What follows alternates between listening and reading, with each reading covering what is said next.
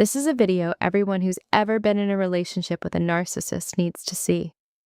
It's about one of their most insidious tactics, the kind that leaves you doubting your own sanity while the person who hurt you wiggled it like the wounded, exhausted victim. At first glance, it seems like it should be easy to avoid. Just learn the pattern, see it for what it is, and refuse to play along. You'd think that once you understand how it works, you'd instantly recognize it, hold your ground, and stop blaming yourself. But no one teaches us this, not in school, not in most families. So people walk into this trap blindly, without even having języka, żeby opisać, co z nimi происходит. What does this tactic look like from the inside? Сначала есть очевидная агрессия. The narcissist explodes, shouts for hours, humiliates you, drags up old conflicts, throws things, breaks what matters to you. In that moment, it's clear who is attacking and kto защищается. You feel fear, confusion, maybe even physical trembling. Then comes an escalation. Your favorite cup is smashed, your phone hits the wall, a door slams inches from your face. A couple of comments about how you're crazy or you're overreacting, and there you are, standing in the middle of broken bits and raised voice echoes, trying to process what just happened. And then the story quietly flips. That same person takes their phone and writes to your loved ones, your mother, your friends, your shared social circle. Messages like, "I can't handle her hysteria anymore. She's driving me over the edge. This relationship is killing me. I don't know how much longer I can survive this." In a heartbeat, he becomes the exhausted, long-suffering partner, and you become the unstable, explosive one in the eyes of everyone else. From the outside, this looks very convincing.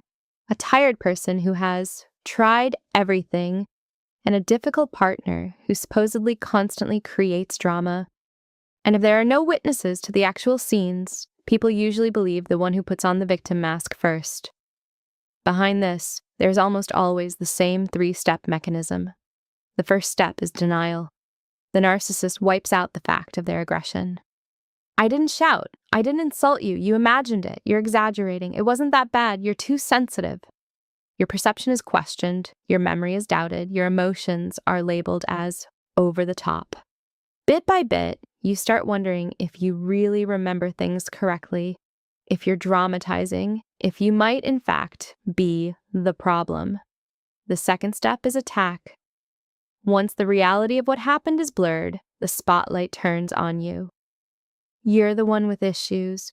You're acting like a child. You're the aggressive one. This is all your fault. A flood of "you" statements follows. You ruin the relationship. You provoke everything. You can't control yourself. The goal here is to pin a stable label on you and push you into a defensive position.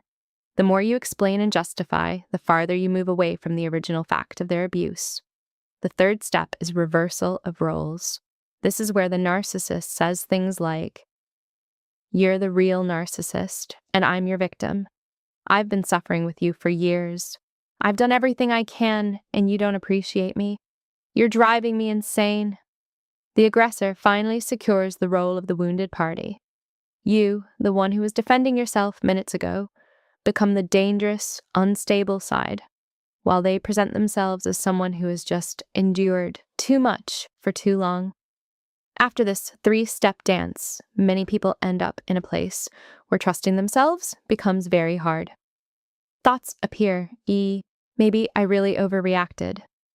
Maybe I misunderstood everything. Maybe I am the one ruining things. From there, it becomes much easier to control you through guilt, shame, and confusion. To feel how this works, it's enough to look at real stories.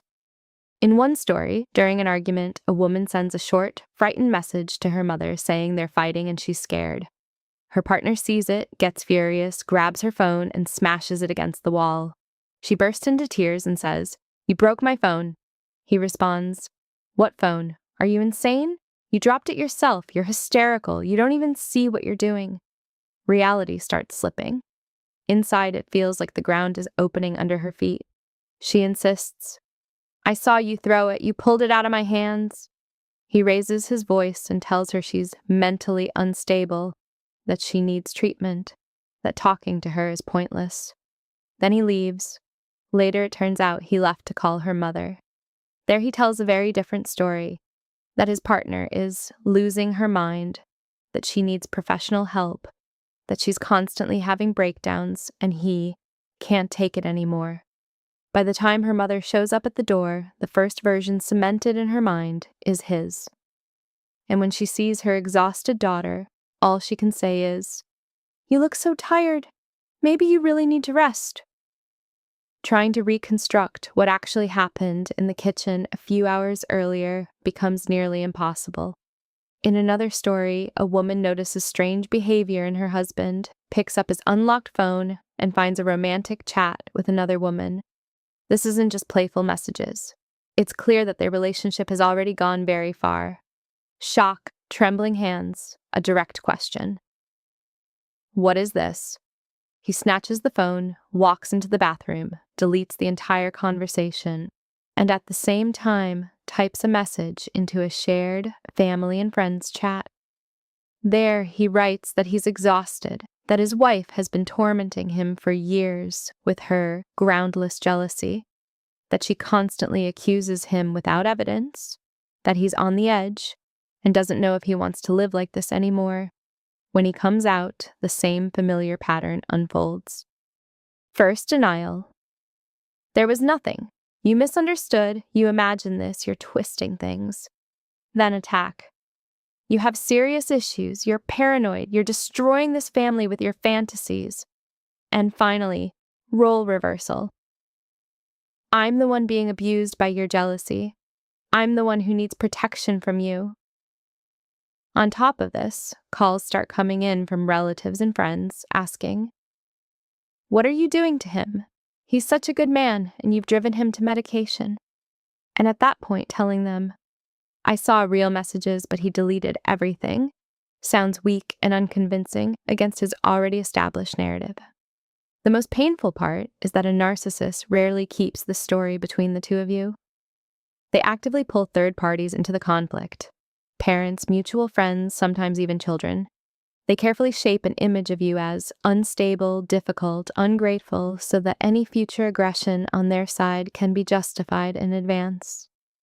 What really matters here is not trying to win public battles and prove your innocence to everyone at once. That usually only reinforces the image of the hysterical side. It is much more important to keep in touch with the facts as much as possible. What exactly happened, in what sequence, what words were spoken, what things were broken, what messages were sent, and to whom. Not to endlessly justify yourself, but so that you don't lose touch with reality yourself. And perhaps the most important point is that the moment you begin to recognize this scenario step by step, it becomes less powerful. Even if other people's versions are still playing on the outside, you have a firm knowledge inside. I see what they are doing to me now. It's not my fault. It's a technique, not the truth about me.